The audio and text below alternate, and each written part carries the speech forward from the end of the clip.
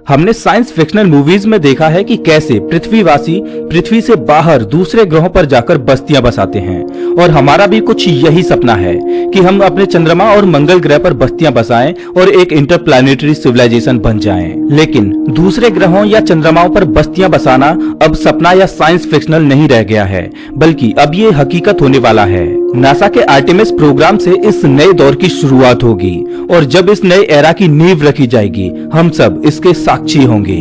साल 1968 से 1972 तक अमेरिका ने इंसानों को चांद पर उतारने के लिए कुल 9 मिशन किए, जिनमें से 6 मिशन सफल रहे और इन मिशन के दौरान नील आर्मस्ट्रांग सहित कुल 12 लोगों ने चांद की धरती को छुआ। और चांद पर आखिरी मिशन था अपोलो 17, जिसको साल 1972 में अंजाम दिया गया था। लेकिन उसके बाद से किसी भी देश ने चांद पर मानव मिशन करने की कोशिश नहीं की और आज 50 साल का समय हो चुका है चांद पर आखिरी मानव मिशन को किए हुए। लेकिन अब इतिहास अपने आप को फिर से दोहराने वाला है और चांद पर नए दौर की टेक्नोलॉजी के साथ एक नए एरा की शुरुआत होने वाली है। चांद पर किए जाने वाले आर्टेमिस प्रोग्राम का मकसद है साल 2024 तक पहली वुमेन और अगले मैन को चांद की धरती पर उतारना और चांद पर रिसर्च करने के लिए वहां पर साल 2028 तक आर्टेमिस बेस बनाना।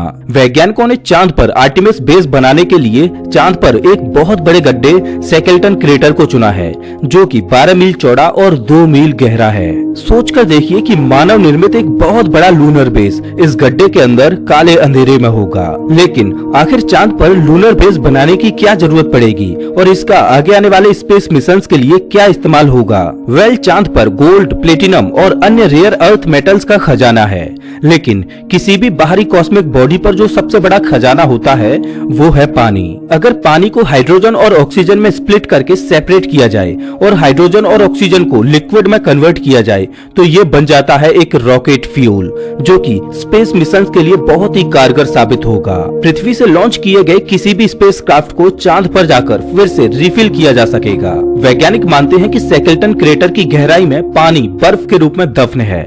अगर वहां पर पानी का बहुत बड़ा भंडार मौजूद है तो वो फ्यूल का बहुत बड़ा रिसोर्स बन सकता है। नासा का मानना है कि चांद पर 600 मिलियन से लेकर 1 बिलियन मैट्रिक टन तक लूनर आइस मौजूद है, जो कि भविष्य में किए जाने वाले मानव मिशनों के लिए बहुत बड़ा खजाना है। अगर हम इस पानी को अच्छी तरह से हार्वेस्ट कर पाए तो चांद मंगल ग्रह की यात्रा के लिए एक फ्यूल स्टेशन का काम कर सकता है। लेकिन ये सब इतना आसान नहीं रहने वाला।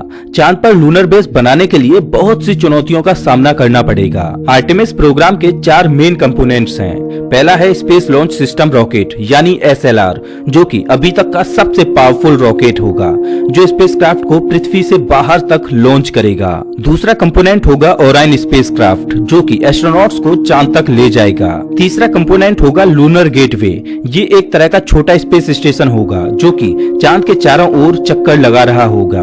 और इस मिशन का चौथा कंपोनेंट होगा ह्यूमन लैंडिंग सिस्टम, जिसकी मदद से एस्ट्रोनॉट्स चांद की सतह पर उतरेंगे और ये सारे ही सिस्टम एक साथ ऑपरेट होंगे। चलिए अब जानते हैं कि आर्टेमिस प्रोग्राम को अंजाम कैसे दिया जाएगा। आर्टेमिस प्रोग्राम के पहले ही मिशन में एस्ट्रोनॉट्स को चांद पर नहीं उतारा जा सकता, क्योंकि ऐसे मिशंस में बहुत ज्यादा रिस्क होता है। किसी भी मानव मिशन को अंजाम देने से पहले ये सुनिश्चित करना जरूरी होता है कि चांद पर भेजने और वहां से वापस लौटने में जिस टेक्नोलॉजी का उपयोग हो रहा है वो टेक्नोलॉजी ठीक से काम कर भी रही है या नहीं। इसीलिए वैज्ञानिक अनमैन्ड मिशन करते हैं। जब उनमें सफलता मिल जाती है तब जाके इंसानों को भेजने का रिस्क लिया जाता है और उनमें उन्हीं रॉकेट्स और टेक्नोलॉजी का इस्तेमाल किया जाता है जो अनमैन्ड मिशन को अंजाम दे चुकी होती हैं। ऐसा ही वैज्ञानिकों ने चांद पर इंसानों को उतारने के लिए अपोलो प्रोग्राम में किया था। अपोलो 4, 5 और 6 इन 3 अनमैन्ड मिशन को सबसे पहले अंजाम दिया गया था। उसके बाद अपोलो 7, 8, 9 और 10 मिशन को अंजाम दिया गया,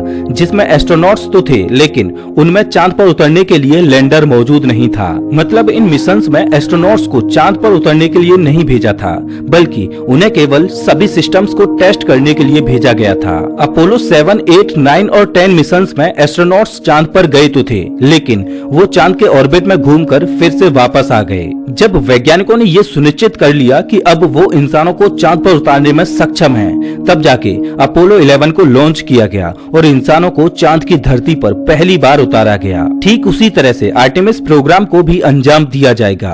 आर्टेमिस प्रोग्राम के पहले फेज में 3 मिशंस किए जाएंगे। जिसमें आर्टेमिस 1 एक टेस्ट फ्लाइट होगी जिसमें SLS रॉकेट ओराइन स्पेसक्राफ्ट को लॉन्च करेगी, जिसमें कोई भी इंसान मौजूद नहीं होगा। इस मिशन का मकसद ये सुनिश्चित करना होगा कि एस्ट्रोनॉट्स को ले जाने के लिए जिस रॉकेट और स्पेसक्राफ्ट को इस्तेमाल किया जाएगा वो उनके लिए सेफ है या फिर नहीं। इस मिशन के दौरान 13 छोटे छोटे सैटेलाइट्स को भी लॉन्च किया जाएगा। आर्टेमिस 1 के बाद आर्टेमिस 2 को लॉन्च किया जाएगा जिसमें एस्ट्रोनॉट्स को भेजा जाएगा। इस मिशन का मकसद होगा कि ओराइन स्पेसक्राफ्ट का लाइफ सपोर्ट सिस्टम भविष्य में होने वाले मून मिशंस के लिए लंबे समय तक सस्टेन करेगा या नहीं। इस मिशन में 4 एस्ट्रोनॉट्स को लूनर ऑर्बिट में भेजा जाएगा और ये एस्ट्रोनॉट्स वहां पर चांद की परिक्रमा करते हुए 4 दिन बिताएंगे। उसके बाद फिर से वे घर वापस लौट आएंगे और उसके बाद आर्टेमिस 3 को लॉन्च किया जाएगा जिसमें पहली बार एक वुमेन चांद की धरती को छुएगी और 50 साल के एक लंबे इंतजार के बाद फिर से चांद पर इंसान पहुंचेंगे। आर्टेमिस 3 को 2024 में लॉन्च किया जाना है। स्पेस लॉन्च सिस्टम यानी SLS को साल 2011 से ही डेवलप किया जा रहा है जब नासा ने पहली बार आर्टेमिस प्रोग्राम को अनाउंस किया था। ये अभी तक का सबसे पावरफुल रॉकेट है और ये दुनिया का सबसे सुपर हैवी लिफ्ट व्हीकल है। ये इतना पावरफुल है कि एक 32 मंजिला इमारत को भी उछालकर फेंक दे। SLS का काम होगा ओराइन स्पेसक्राफ्ट को पृथ्वी के ऑर्बिट में ले जाना। पृथ्वी के ऑर्बिट में पहुंचने के बाद काम शुरू होगा ओराइन स्पेसक्राफ्ट का। ओराइन स्पेसक्राफ्ट को 3 पार्ट से मिलकर बनाया गया है जिसमें से पहला है क्रू मॉड्यूल जिसमें 6 एस्ट्रोनॉट्स रहकर काम कर सकते हैं और डीप स्पेस ट्रेवल कर सकते हैं। लेकिन आर्टेमिस 3 मिशन में केवल 4 एस्ट्रोनॉट्स ही चांद पर जाएंगे। इसका दूसरा पार्ट है सर्विस मॉड्यूल जिसमें एस्ट्रोनॉट्स का लाइफ सपोर्ट सिस्टम मौजूद है। सर्विस मॉड्यूल का ही काम होगा क्रू मॉड्यूल में पर्याप्त प्रेशर और ऑक्सीजन बनाए रखना। साथ ही सर्विस मॉड्यूल में एक इंजन भी है जिसको डीप स्पेस में ऑपरेट किया जाना है। और ओराइन का तीसरा पार्ट है एबॉर्ट सिस्टम। इसका उपयोग मेनली एस्ट्रोनॉट्स की सेफ्टी के लिए है। अगर बाई चांस लॉन्च से लेकर पृथ्वी के ऑर्बिट में प्रवेश करने तक मिशन में कोई गड़बड़ी होती है तो एस्ट्रोनॉट्स इस अबॉर्ट सिस्टम की मदद से अपनी जान बचा पाएंगे। पृथ्वी के ऑर्बिट में एक बार ओराइन के पहुंचने के बाद लोड कम करने के लिए अबॉर्ट सिस्टम को हटा दिया जाएगा क्योंकि अब ओराइन खुद ही सेफली अबॉर्ट कर सकता है। रॉकेट से अलग होने के बाद ओराइन स्पेसक्राफ्ट चांद की ओर गोली की रफ्तार से भी तेज गति से बढ़ेगा। आर्टेमिस प्रोग्राम को नासा अकेले अंजाम नहीं देने वाला बल्कि इस मिशन में कुछ अंतर्राष्ट्रीय और प्राइवेट कंपनी भी सहयोगी होंगी। ओराइन स्पेसक्राफ्ट चांद तक तो पहुंच जाएगा लेकिन ओराइन अपने साथ चांद पर उतरने के लिए लैंडर को नहीं लेके जाएगा। इसीलिए स्पेसएक्स इस मिशन के पहले ही चांद के ऑर्बिट में ह्यूमन लैंडिंग सिस्टम को प्लेस कर देगा और जब ओराइन स्पेसक्राफ्ट चांद के ऑर्बिट में पहुंच जाएगा तब वहां पर पहले से मौजूद ह्यूमन लैंडिंग सिस्टम के साथ डॉक करेगा। उसके बाद 2 एस्ट्रोनॉट्स ओराइन स्पेसक्राफ्ट में रहेंगे और 2 एस्ट्रोनॉट्स लैंडिंग सिस्टम में चले जाएंगे और दोनों एस्ट्रोनॉट्स लैंडिंग सिस्टम की मदद से चांद की धरती पर उतरेंगे। तब तक ओराइन स्पेसक्राफ्ट चांद के चक्कर लगाता रहेगा। एस्ट्रोनॉट्स 1 हफ्ते तक चांद की सतह पर रहकर रिसर्च करते रहेंगे। उसके बाद वो वापस ओराइन पर पहुंच जाएंगे और ओराइन का इस्तेमाल करके वो वापस पृथ्वी पर आ जाएंगे। लेकिन आर्टेमिस प्रोग्राम यही खत्म नहीं होगा बल्कि ये तो एक नई एरा की शुरुआत होगी। दरअसल भविष्य में चांद पर इंसानी बेस बनाने के लिए सबसे पहले चांद के ऑर्बिट में एक छोटा सा स्पेस स्टेशन बनाया जाएगा जो चांद के ऑर्बिट में घूमता रहेगा।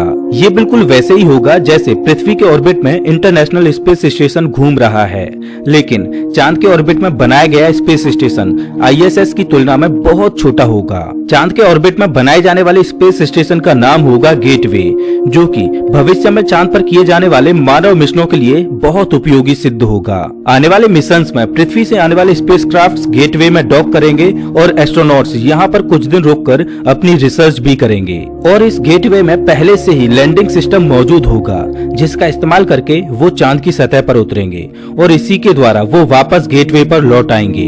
इस गेटवे की मदद से साल 2028 तक चांद पर एक लूनर बेस बनाया जा चुका होगा और भविष्य में मंगल ग्रह पर उड़ान भरने के लिए चांद के इसी लूनर बेस का अहम योगदान रहेगा।